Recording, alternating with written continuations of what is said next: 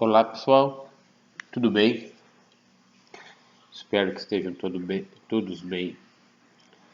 Mais uma aula hoje, seguindo aquela ideia de quem cala consente.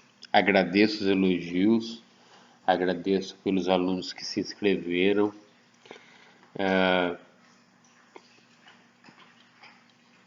De novo peço, professor, tá cansativo, não tem jeito de ser mais curto, coisa do tipo. Vamos tentar melhorar. E hoje vim para falar do preconceito em relação à filosofia, né? Filosofia sempre sofre muito preconceito por diversos fatores que a gente vai falar durante esses 40 ou um pouquinho menos ou um pouquinho mais minutos. Uma coisa que precisa ser dita. Hoje, de filosofia para o terceiro ano, é a última aula. Se tudo correr bem, quinta, sexta, sábado, domingo, eu também vou dar aula de filosofia para os alunos do segundo e do primeiro. Dar aula não, fazer essa comunicação, fazer esse bate-papo que a gente tem feito. Estou puxando um pouco o computador porque tem uma luz aqui atrás forte e vai atrapalhar um pouco vocês e ficar um pouco desagradável. Com o terceiro ano, não tem jeito. É uma aula. Menos que 45 minutos, como foi ontem, mas é uma aula, né? Com o segundo ano eu vou fazer entre 20 e 30 minutos. E com o primeiro ano entre 15 e 20. Por quê? Porque o terceiro ano é o foco. Vocês estão terminando uma caminhada, vocês vão para o mercado de trabalho, vocês vão prestar o Enem, vocês irão fazer vestibulares, e isso não é preconceito em relação aos outros. É que a caminhada do primeiro e do segundo ainda continua por mais algum tempo. Então a gente pode sintetizar algumas coisas de forma para não ficar cansativo como ficou ontem. Eu entendo. Vocês estão cansados, as aulas do centro de mídias estão tendo todo santo dia, tem muita tarefa, inclusive minha, para fazer. Mas estas aulas que eu vou dar para vocês é só para que vocês assistam. Tô com sono. Vai lá, pega a aula do Kleber no YouTube e você dorme. Quando tiver algum barulho assim, não se preocupe que tem uma fonte aqui atrás e vai ter alguns gatos passando por aqui, no salão. Mas voltando ao assunto. Tá com sono? Assista a aula do professor Kleber. Tá chateado, tá nervoso? Assista a aula do professor Kleber. Tem coisa pior daquilo que tá chateando você. Minha aula.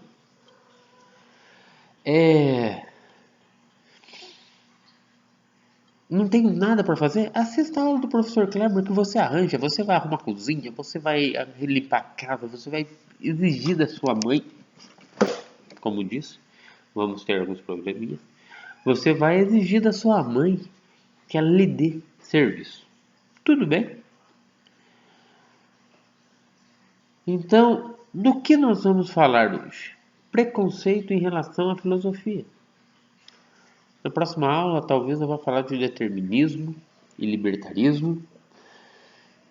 E depois eu vou falar da importância da cidadania, da filosofia para a formação da cidadania.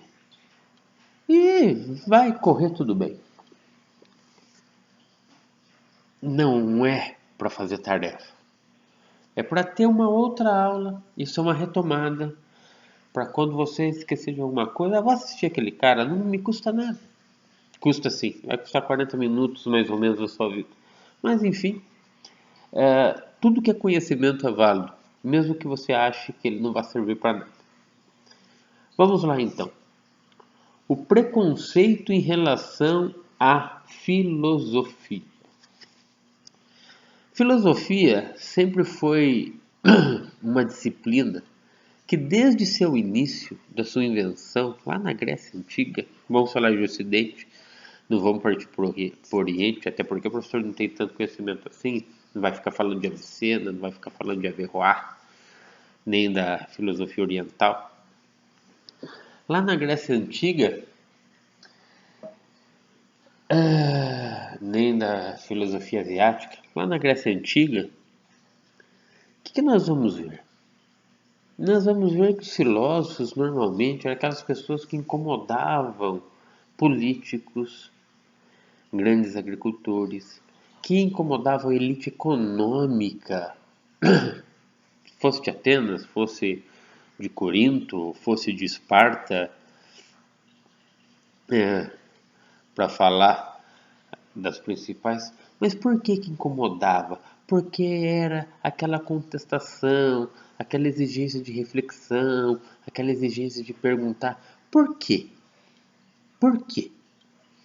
Então, desde a Idade Antiga, quando a filosofia separa o pensamento mitológico do pensamento racional, a ciência da filosofia ela acaba tendo dificuldades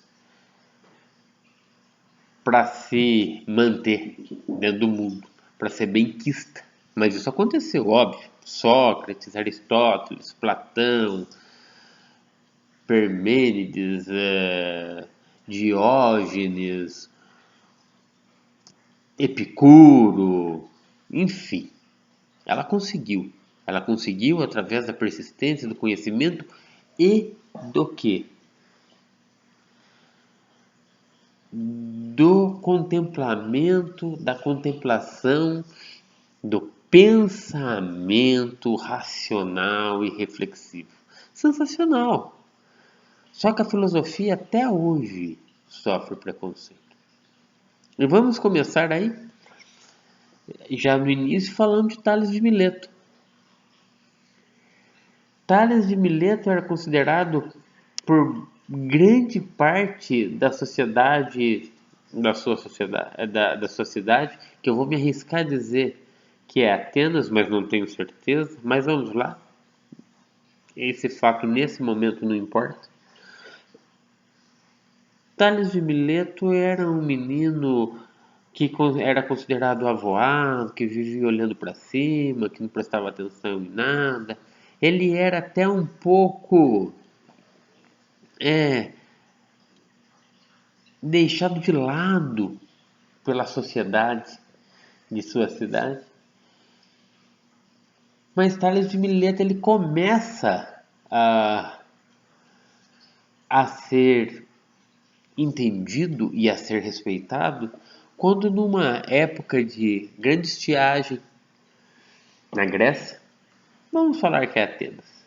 Fala Tales de Mileto, mas vamos falar que é Atenas mesmo, da família de Mileto.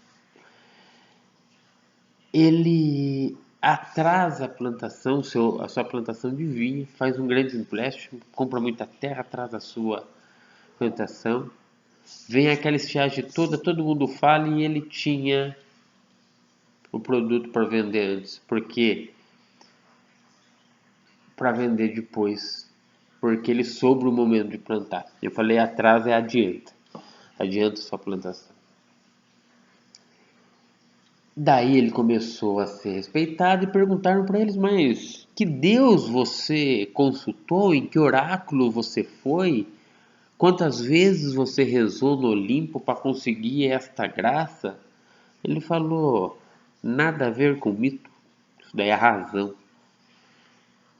Eu pensei, eu calculei, eu observei o tempo. Eu observei as fases da primavera. Lógico que não foi de repente, né? O estudo não é repentino, o conhecimento não vem como um passo de mágica. Eu não cresci até os 18 anos totalmente alienado e num passo de mágica, no primeiro passo eu me desalienei. Não. O conhecimento traz sofrimento. porque o sofrimento, o conhecimento quebra com muita coisa, com muito senso comum que você tinha como verdade absoluta. Mas voltando ao Tales de Mileto, ele explicou. Eu observei a primavera, o verão, o outono, o inverno, vi quando a produção poderia ser melhor, poderia ser pior, e ele adiantou essa produção, ele adiantou a sua plantação e colheu os frutos antes da grande estiagem. Muito bem. Passou a ter respeito, ficou rico, não aceitou toda a riqueza que ele tinha, partilhou com muita gente, vendeu suas terras, deu para parentes, deu para as pessoas mais próximas, porque ele sempre disse que a maior riqueza que ele teve foi a inteligência. Difícil no mundo de hoje falar sobre isso, né? Mas foi isso que ele afirmou. Bom, então, primeiro paradigma que foi quebrado pela filosofia. Separou razão de mitologia. Deixar de orar para Poseidon e começar a estudar para ver por que tinha estiagem, por que tinha enchente, vendaval. Segundo, criou um método de estudo. Pega Heródoto, o primeiro historiador que nós temos. Uma história com método, sistemática, até cronológica. Acabou com o tempo na Grécia Antiga, ele deixa de ser determinado por Zeus, por Atena, por Hades, por Poseidon, por Hércules, e passa a ser determinado pelo estudo. E daí vai surgir, mais tarde, onde a gente vai chamar de socráticos, na antiguidade clássica, vai surgir os três principais que nós conhecemos, que é Sócrates, Aristóteles, Platão, escola socrática, escola platônica, escola aristotélica, vai surgir o liceu, vai surgir a academia. E a partir desse momento, a razão começa a dominar todas as relações sociais existentes até então. Qual é o fato marcante? O fato marcante é que, a partir da razão, se quebra todo aquele paradigma de querer só dividir sociedade por nascimento. Eupátridas, escravos, plebeus, vergói. Não é esse nosso assunto de história, mas começa a se valorizar quem vai mandar. Vai mandar aquele mais inteligente, aquele mais preparado, aquele mais racional. E isso se estendeu até o final de Roma, quando a igreja pega todo esse conhecimento, esconde em seus mosteiros e a razão fica restrita aos grandes cardeais, ao bispado, aos padres do alto clero, e a população entra em total desinformação e alienação. Eles vão chamar esse período de 1000 anos de trevas, de escuridão. Não é bem verdade, né? Se a igreja não tivesse escondido todo o conhecimento grego, os bárbaros que não tinham da mesma cultura iam pegar todo aquele conhecimento e dar um jeito de destruir. Porque, como todos sabemos, os bárbaros eram adeptos de leis consuetudinárias, de leis vindas de costumes, que passavam de pai para filho e eram leis orais, não precisava escrever nada, né? Então, há uma retração do pensamento filosófico durante parte da Idade Média, porque o pensamento filosófico fica restrito. Quando a gente estudou no primeiro ano, e aqui para relembrar, quando a gente pega lá a sequência, história da filosofia antiga, história da filosofia medieval, história da filosofia moderna, história da filosofia contemporânea, me perdoe. Na história da filosofia medieval nós vamos ter quem de muita importância? São Tomás de Aquino e Santo Agostinho.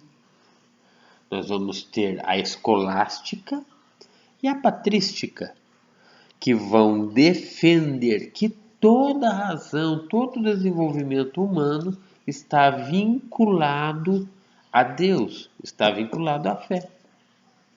Então a filosofia aristotélica, socrática, platônica, a filosofia de Diógenes, de Temístenes, ela fica um pouquinho de lado. A filosofia da razão, a escola dos cínicos, né? Que é uma escola maravilhosa, onde se existe uma passagem aí que está com tudo contra livro didático. Inclusive tem uma passagem que está aqui no tio, daqui é quase um almanaque, mas tem muito conhecimento aqui também. Que o prefeito de uma cidade pergunta para o filósofo: o que você quer? O que você está procurando? O que eu posso fazer para que você pare de morar no barril? Ele falou: tira o corpinho da frente para que o sol possa iluminar minha mente. Depois o mesmo filósofo saiu lá com um lampião, com um candelabro. O que você está procurando? Estou procurando um homem. Estou procurando uma pessoa de caráter no meio da cidade. Escola dos cínicos, né? Sensacional. Essas escolas vão ficar um pouquinho de lado com os pensamentos aristotélicos, com os pensamentos patrísticos e escolásticos. E até hoje a gente sofre com isso, porque a gente vive de uma educação totalmente jesuítica, que vem da escolástica, vem da patrística, que é a escola onde tem o receptor e tem o transmissor. O que eu estou fazendo agora é exatamente isso. Um exemplo da escola jesuítica. Senta todo mundo em fileirinha, um olhando para a nuca do outro. Rigidez. Na nossa escola não tem tanto isso, nós temos mais liberdade, mas eu ainda estudei assim, até porque eu estava saindo do regime militar. E marcha soldado e cabeça de papel. Quem não marchar direito vai preso pro quartel. Escola totalmente jesuítica. E ainda bem que os jesuítas ficaram ali para educar,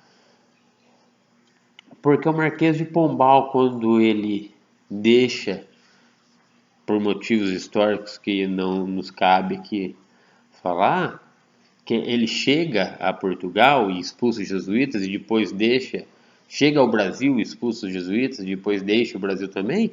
Se não tivesse sido os jesuítas não ficassem aí pelos arrebaldes do Brasil, nós seríamos muito mais atrasados do que nós já somos. Muito mais atrasados.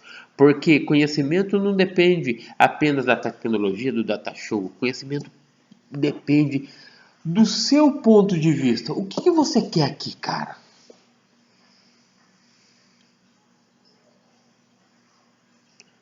Por que você está aqui? Você está aqui para dormir? Você está aqui para conversar?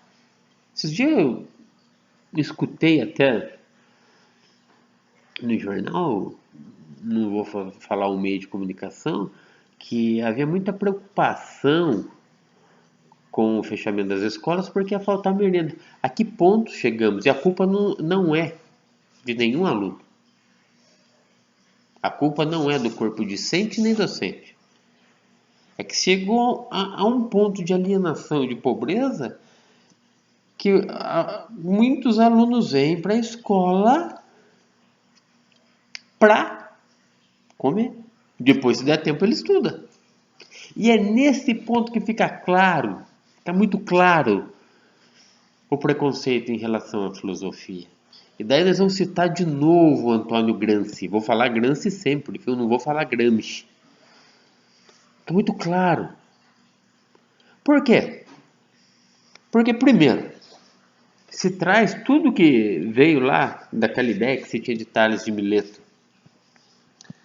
Filosofia é coisa para aquela pessoa que não tem o que fazer da vida. Então ele fica por aí falando besteira, entra no meio de discussões, quer falar bonito. Serve para nada.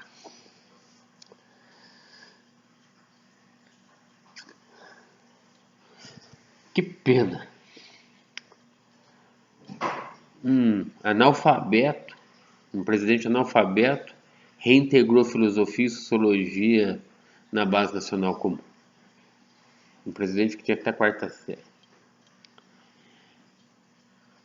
Revalorizou as ciências humanas. Ciências humanas, sociologia, filosofia, história e geografia. Mas também não estamos aqui para falar sobre isso, estamos falando do preconceito. Então, filosofia que é legal, o cara não faz nada na vida, vagabundo. O pai dele tem dinheiro aí, metida, sabidão.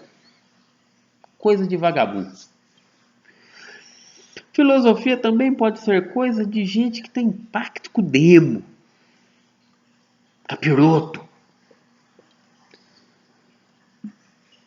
Porque quanto mais racional você é, mais questionamento você faz sobre algumas coisas que homens da igreja falam. Não está se discutindo doutrina, não está se discutindo fé. Até porque nós temos filósofos teístas. Poderia citar para vocês Plotino, Aristóteles e Platão. Plotino fala que Deus é uno e quanto mais perto do uno você está, mais perto do conhecimento você fica. Mais perto do conhecimento você está. Então você fica perto da luz que está aqui atrás de mim. Quanto mais perto da luz, está em cima na verdade, mas parece que está atrás. Quanto mais perto da luz você está, mais perto do conhecimento você está. Quanto mais longe da luz, mais alienado, menos conhecimento. Mais perto de seres da beócia você está. De burros você fica. Plotino.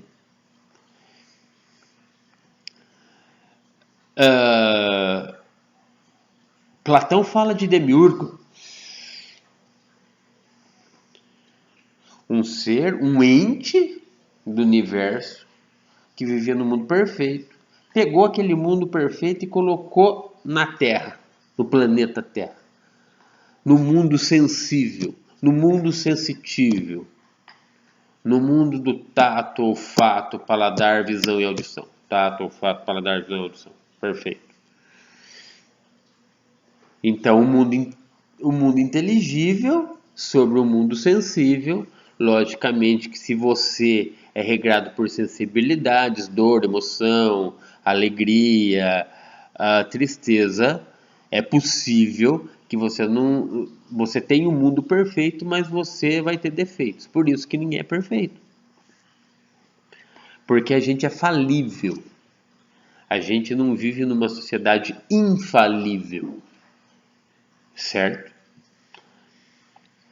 E Aristóteles, Deus é o motor imóvel. Deus não precisa respirar para fazer com que as coisas funcionem.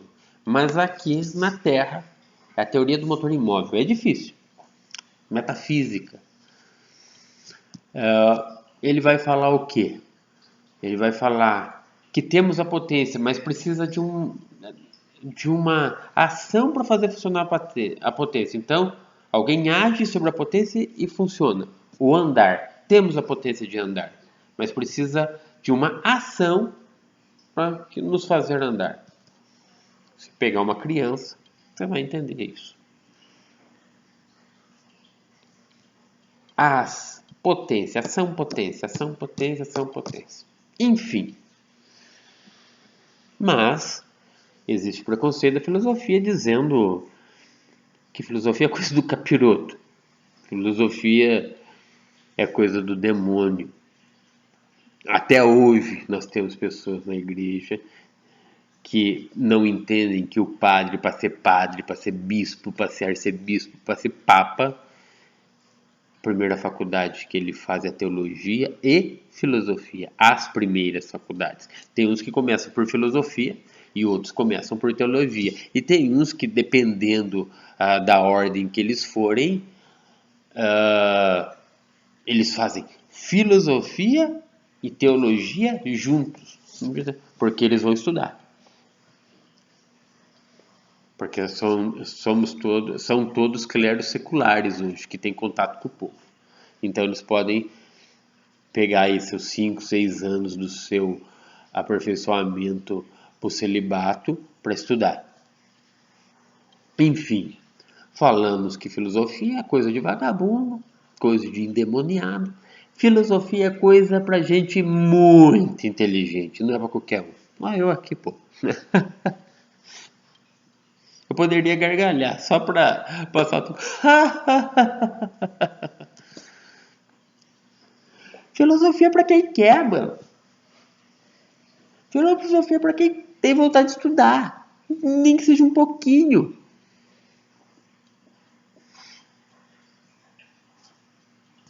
Lógico que você vai ganhando conhecimento, você vai tendo crédito, você vai tendo a característica, as pessoas vão começar a falar que você é muito inteligente, tem muito conhecimento, porque eles sabem muito pouco, você sabe um pouquinho a mais. Nossa, mas não dá para conversar com você, filosofia. Você vai muito além do que eu penso. Vai ler que nós vamos ficar frente a frente, no diálogo. Filosofia não é para gente muito inteligente, de forma nenhuma, por favor. Não vamos levar esse senso comum adiante. Filosofia não dá dinheiro. Então não vou fazer filosofia. Não vou ganhar dinheiro. Então, filósofo. Que você com filósofo? Oh, meu Jesus. Você vai ganhar dinheiro de qualquer jeito, cara. É só você querer ganhar dinheiro. Se esse é o seu principal objetivo na sua vida, você vai ganhar dinheiro. Sendo filósofo, sendo historiador, sendo gari, sendo faxineiro, sendo faxineira, sendo doméstica, você vai ganhar dinheiro. Só que você tem que fazer o quê? Bem feito. Não adianta ser engenheiro só porque você quer o diploma de engenheiro e fazer aquelas casas que depois de 2, 3 anos começam a dar trinca e cai. Daí você vai culpar o pedreiro, né? O pedreiro só fez o que você mandou. Não adianta você ser um advogado. E ser advogado nada tem a ver com advogado de porta de cadeia. Nada disso. Que tem advogado de porta de cadeia que é muito melhor que advogado aí que usa do nome da família para dizer que ele é o advogado. Advogado de porta de cadeia também é bom. Até porque de vez em quando ele é advogado de porta de cadeia, porque é o início da carreira dele e ele precisa trabalhar para o Estado, ele precisa pegar fatos de porta de cadeia. Lógico que toda profissão tem o bom e tem o ruim. Mas a partir do momento que você, dentro das suas limitações, fizer o melhor daquilo que você pode fazer, você vai ser bom. Lógico que você não vai ser bom para todo mundo. Eu dou aula para 25 alunos numa sala, aula para 25 na outra, no 30 e 30. Vocês acham que eu tenho 50% de pessoas que, ai, que lindo, você é filósofo, olha que cara maravilhoso. Eu acho que não, cara. Até porque vocês estão lá porque tem nota de filosofia, e hoje em dia a avaliação, infelizmente, se baseia muito em conceitos, A, B, C, D, E, 10, 9, 8, 7, 6, 5, 4, 3, 2, 1, e não por aprendizado. Apesar de se falar que se aprende por aprendizado. Não, tem prova, eu tenho que dar nota, eu tenho que dar conceito, eu tenho que digitar o conceito. Por favor. Mas filosofia dá dinheiro. 2 exemplos? 3 exemplos. É Paulo Sérgio, mas eu vou falar Paulo Giraldelli, Mário Sérgio Cortella, Clóvis de Barros. Clóvis de Barros, até na formação primeira dele, não é de filosofia, ele fez filosofia depois. Deram aula? Lógico que deram. Eu acho que o Mário Sérgio Cortella até dá aula ainda. O Paulo Giraldelli se aposentou na USP, tem 2 doutorados, um pós-doutorado, 2 mestrados. Por favor. Dá dinheiro? Lógico que dá dinheiro. Eles fazem o que eles fazem porque eles gostam e fazem bem feito. Uns vão ganhar um pouco mais, outros vão ganhar um pouco menos, mas toda profissão dá dinheiro desde que você faça com prazer, epicuriano. Desde que você faça com felicidade, aristotélico. E desde que você pense em proporcionar conhecimento para receber conhecimento, socrático. Toda profissão dá dinheiro se você fizer bem feito. Dentro das suas limitações, faça o melhor que você puder, que dá dinheiro.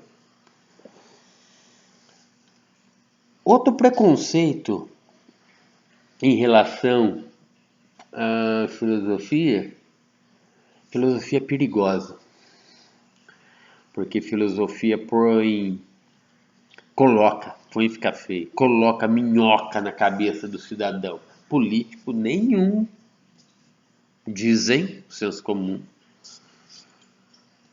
gosta de filosofia, porque filosofia incentiva, aguça, instiga o questionamento.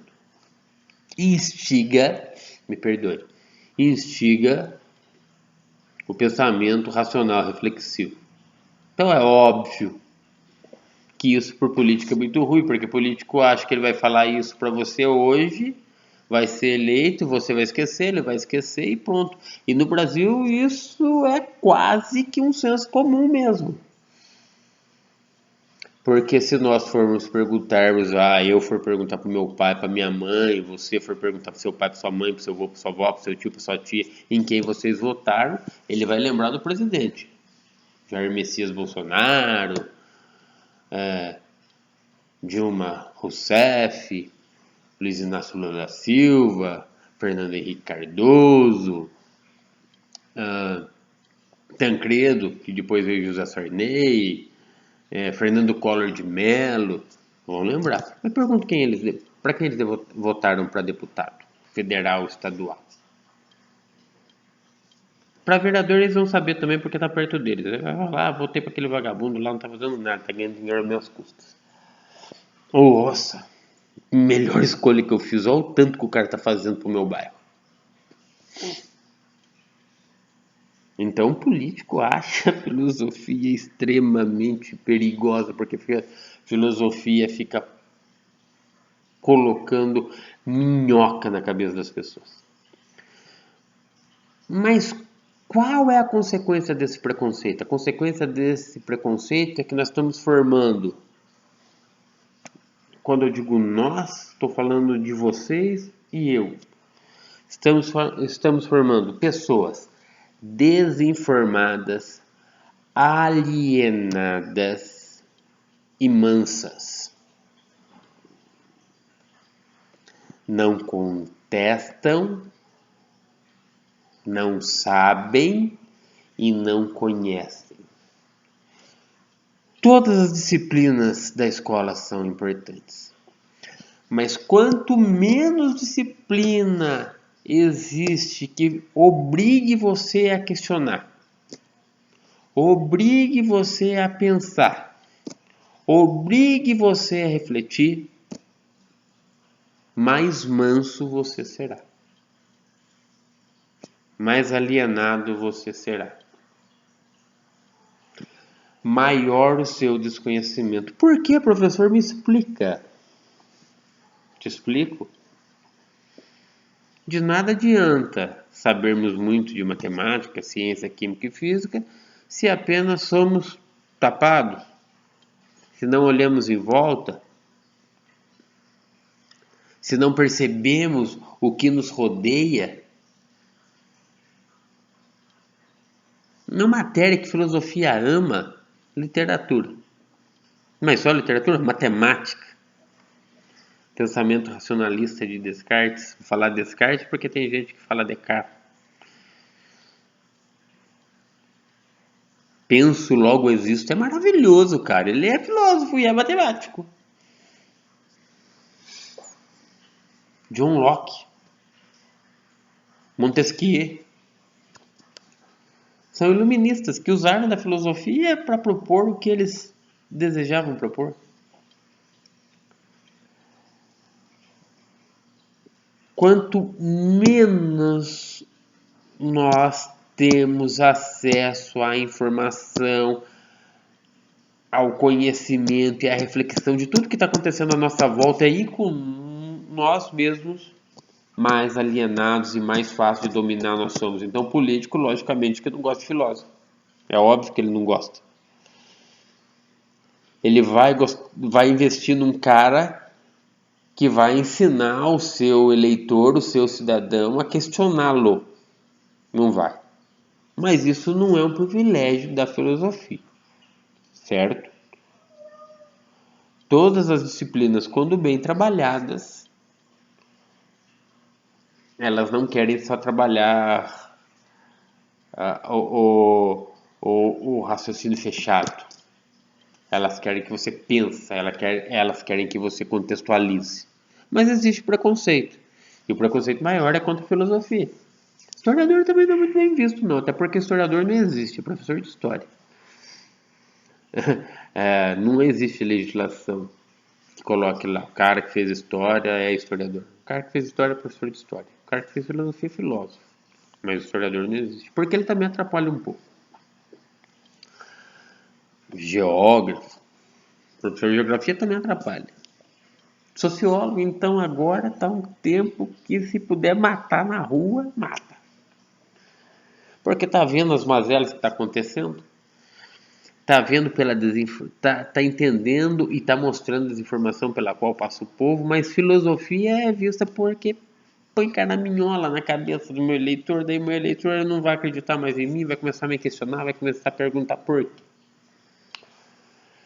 Estamos chegando ao fim do preconceito em relação à filosofia. É uma aula forte. Vou citar o Antônio Gramsci, né? De novo, dentro desse contexto. Quanto menos acesso nós temos sobre a filosofia, mais fácil é para que sejamos vítimas de manipulação. Todos os regimes mais duros, primeira coisa que eles fizeram, depois alguns até devolveram, foi: o que vai tirar da base nacional curricular comum? Não sei o que vai tirar, mas eu não quero que a escola do Estado nem a escola do meu mandato tenha filosofia e sociologia, porque fazer pensar não é bom. Diminua a aula de história, diminua a aula de geografia, né? Qualquer coisa que esteja acontecendo hoje é coincidência. E arranco filosofia e sociologia. E digo mais, matemática e língua portuguesa é só matemática, mais, menos, dividir e vezes, adição, subtração, multiplicação e divisão, de preferência com até 3 números, que não precisa saber muita coisa, porque para trabalhar no chão da fábrica não precisa saber muito mais que isso. E português, saber ler e escrever, não precisa interpretar e nem compreender. Sabe ler e escrever o nome, tá ótimo. Olha o atraso que o Brasil vive por causa de algumas atitudes políticas. Olha o atraso que vivemos. E óbvio que o preconceito em relação à filosofia é grande. Para terminar, e desse fato eu vou voltar a falar, o Antônio Gramsci, ele falou do filósofo e do filosófico, né? Do filósofo e do filodoxo. Filósofo, amor à sabedoria. Ele sempre busca sabedoria. Ele sempre busca conhecer mais e mais e mais e mais e compartilhar esse conhecimento maravilhoso, mesmo que seja pequeno, mas que ele sente prazer, ele se sente feliz. Olha, falei de Aristóteles, Sócrates e Epicuro de novo. Professor, mas o senhor não falou de Platão. Eu vou falar ainda, calma. Platão, a caverna, na República. E o filósofo? E o filodoxo? Filodoxo, muitas vezes, ele é confundido com o sofista. Tem conhecimento, gosta do que faz, se sente feliz fazendo o que faz, sente prazer em ensinar, mas faz em troca do dinheiro. Eu falo tudo o que você quiser que eu fale, desde que eu seja bem pago. Eu falo tudo o que aquela árvore que está lá atrás quer que eu fale, desde que eu seja bem pago para falar aquilo. O filósofo não. O filósofo faz tudo e corre atrás muito do conhecimento e da sabedoria.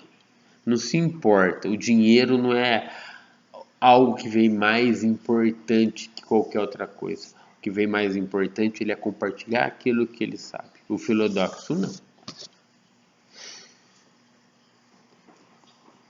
O filodoxo, você não pode fazer isso para mim, você não pode ir lá a hora que eu for me manifestar lá, a hora que eu for fazer um discurso, se eu não aparecer no programa de TV e falar que o que eu falei é muito adequado, é satisfatório e tem que ser desse jeito mesmo, posso, desde que eu seja bem pago.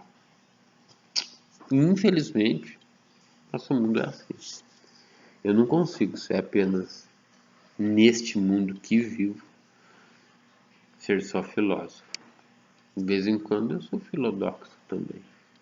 De vez em quando eu sou chamado para dar na escola particular também. Sábado, quanto que vai rolar aí? Tanto, então vou. Qual que é a matéria? Você tem que falar isso para os alunos, beleza.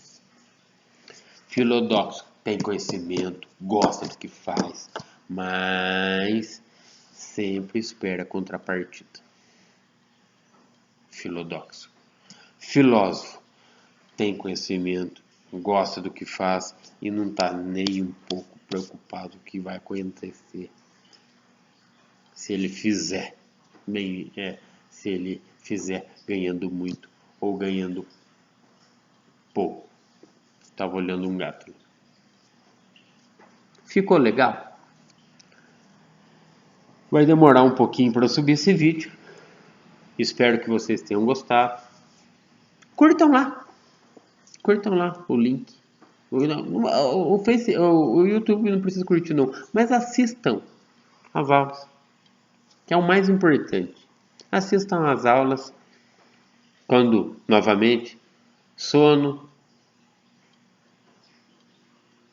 tem que fazer um trabalho que a mãe mandou. Não, mãe, agora estou assistindo a aula. Ou, por falta de tu, vai tu mesmo. Certo? Façam isso por mim e por vocês. Grande abraço, novamente. Voltamos, talvez, semana que vem já com uma agendinha legal, para que eu possa usar essa bichinha também para dar aula de sociologia. Tudo bem? Abraço a todos e tchau, tchau. Valeu. Deixa eu desligar.